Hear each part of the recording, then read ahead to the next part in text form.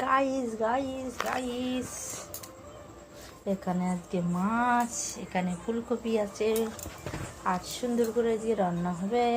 আর এটা হলো শাক শাক শাক, কী শাক বলো তো? কলমি শাক রান্না হবে, কলমি শাক। আর এখানে মাছ, আর এখানে ফুলকপি দিয়ে একদম ঝাল ঝাল ঝাল ঝাল তরকারি হবে, ঝোল হবে, ভাজা হবে। আজকের এই মেনু।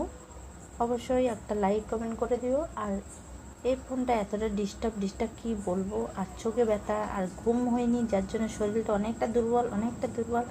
রাতে শুলে ঘুম আসে না, আর না শুলে কষ্ট, মানে এরকম অবস্থা। যাই হোক, ভিডিওটা ভালো লাগলে একটা লাইক কমেন্ট করে দিও। আর এটা কিন্তু ভাবানো হয়েছে, সিদ্ধ হয়েছে একটু, এই যে কিন্তু সিদ্ধ হয়ে গেছে অলরেডি।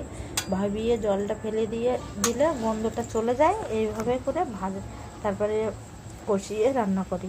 আর আমার স্ট্যান্ড নেই, যার জন্য আমি রান্না দেখাতে পারি না। আর এই হাতে করে নিয়ে ভিডিও করতে হয়। একদম জানি না যে কিভাবে ভিডিও করবো, এতটা ডিস্টার্ব হয়, মানে কি বলবো, মানে সেই লেভেলের ডিস্টার্ব।